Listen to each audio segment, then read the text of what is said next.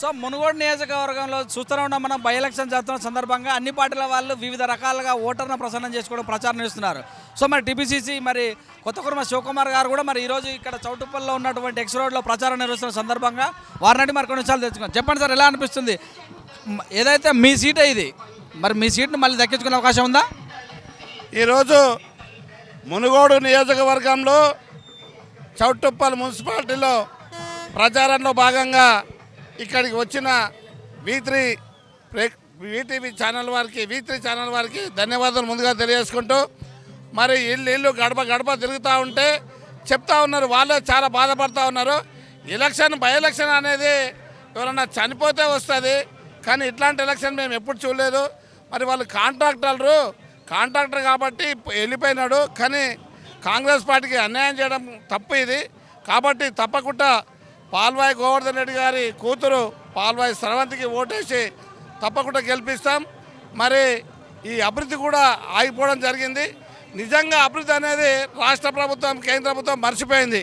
కేసీఆర్ గారేమో ఎమ్మెల్యేలు కొన్న పనిలో ఉన్నాడు, మరి మోడీ గారేమో రాష్ట్రాలు కొనే పనిలో ఉన్నారు.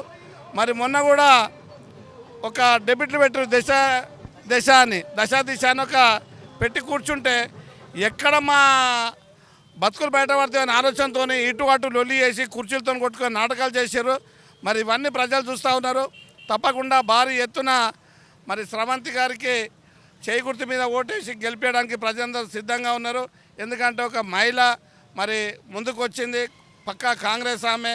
మరి కాంగ్రెస్ కోసం వాళ్ళ నాన్న ఎన్నో సేవలు చేసిండు కాబట్టి తప్పకుండా కాంగ్రెస్ పార్టీ గెలుస్తుందని తెలియజేసుకుంటున్నా. Thank you. మొత్తం మీద చూస్తే మీరు అంటారు కాంగ్రెస్ పార్టీకి ఓటేస్తారని. పింఛన్లు మేమే ఇస్తున్నాము, చౌటుపాలకు నీళ్లు మేమే ఇచ్చినాము, ఇక్కడ ఉన్నటువంటి రోడ్లు మేమే వేసినాము అని టీఆర్ఎస్ అంటుంది. దేశం బాగుండాలంటే మాకే ఓటు వేయాలని భారతీయ జనతా పార్టీ అంటారు. నిజంగా మీకు ఎందుకు వేయాలి ఓటు? సార్, చూసుకుంటే మా గవర్నమెంట్ ఉన్నప్పుడు 450 రూపాయలకు సిలిండర్ ఉండే, ఇప్పుడు ఎంత ఉందో మీకు అర్థమవుతూ ఉంది. ఈ రోడ్డు ఎంత నేరోగా ఉండే, ఎన్ని యాక్సిడెంట్లు అవుతుండే, ఇంత పెద్ద రోడ్ అయింది విజయవాడ హైదరాబాద్ అంటే కాంగ్రెస్ పార్టీ పని కదా. ఓల్డ్ ఏజ్ పెన్షన్ మేము ఇచ్చింది కదా.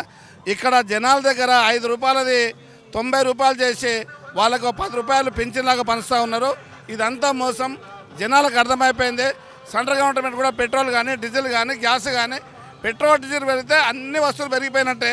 మరి దానికి తినే ఫుడ్ మీద కూడా GST వేసి పాతా ఉన్న మోదీని కూడా యాష్టపడతా ఉన్నారు. మరి అదే రకంగా మిషన్ భగీరథ అది ఇది అని చెప్తా ఉన్నాడు. మరి అట్లాంటి చెప్పడానికి కూడా చూస్తూ ఉంటే ఒక కాంట్రాక్టర్ బతకడానికే కమిషన్ల కోసమే చేసిన పని ఉంది. గతంలో మా కాంగ్రెస్ పార్టీ కట్టింది, నాగార్జున సాగర్ కట్టింది, శ్రీశైలం ప్రాజెక్టు కట్టింది, శ్రీరామ్ సాగర్ కట్టింది. మరి ఏది కట్టినా కూడా గ్రావెల్ ద్వారా పోయి పంటలు పండడం జరుగుతూ ఉంది. ఈయన కాళేశ్వరం అంతా కట్టిండు, ఆయన ఈ వచ్చే లాభాలన్నీ కరెంటు బిల్లు కూడా సరిపోదు. ఇవన్నీ కూడా మాయసభ, మాయలోకం, ఉన్నది లేనట్టు లేని ఉన్నట్టు చేస్తూ ఉన్నాడు. తెలంగాణ ఇచ్చింది కాంగ్రెస్ పార్టీ, స్వాతంత్రం తెచ్చింది కాంగ్రెస్ పార్టీ. జనాలకు లేటుగా అర్థమవుతూ ఉంది. తప్పకుండా వాళ్ళే చెప్తా ఉన్నారు, తప్పకుండా మేము కాంగ్రెస్ పార్టీకి ఓటేస్తామని. టీఆర్ఎస్ పార్టీ వాళ్ళు నిలబెడితే నిలబడ్డది, ఓట్లు చీల్స్తాను నిలబడ్డదని కామెంట్ చేస్తారుగా. టీఆర్ఎస్ పార్టీ, బీజేపీ పార్టీ రెండు ఒకటి కాకపోతే వాళ్ళకేముంది? ఇప్పుడు టీఆర్ఎస్ తప్పు చేసింది, సెంట్రల్ గవర్నమెంట్ అడ్డుకోవచ్చు కదా. ఏ రోజన్నా కేసులు పెడుతున్నారా? వాళ్ళు మ్యాచ్ ఫిక్సింగ్తో పోతూ ఉన్నారు. అది జనాలకు క్లియర్గా అర్థమవుతూ ఉన్నది. మహిళకు ఒక కాంగ్రెస్ పార్టీనే ఉంచుంది, మహిళల మద్దతు ఎలా ఉంది? మరి ప్రతి మహిళ కూడా, నేను ఏదో మీడియా ముందు కాంగ్రెస్ పార్టీ కార్యకర్తగా నేను చెప్పట్లేదు. నిజంగా మహిళలు చేతులెత్తి వాళ్ళకి దండం పెట్టాలి. వారు ప్రతి ఒక్కరు అంటారు, అన్న మా ఇంట్లో మేము ఓటేయడమే కాకుండా మా పిల్లలతోనో మా భర్తలతోనో కూడా ఓటేసి తప్పకుండా ఒక మహిళమని వాళ్ళ ఫ్యామిలీ కూడా బ్యాక్గ్రౌండ్ చూసుకుంటే వాళ్ళ నాన్నగారు ఇందిరాగాంధీతో పనిచేసిండు, రాజీవ్ గాంధీతో పనిచేసిండు, పివి నరసింహారావు గారితో పనిచేసిండు, మన్మోహన్ సింగ్ గారితో పనిచేసారు, సోనియా గాంధీతో పనిచేసారు.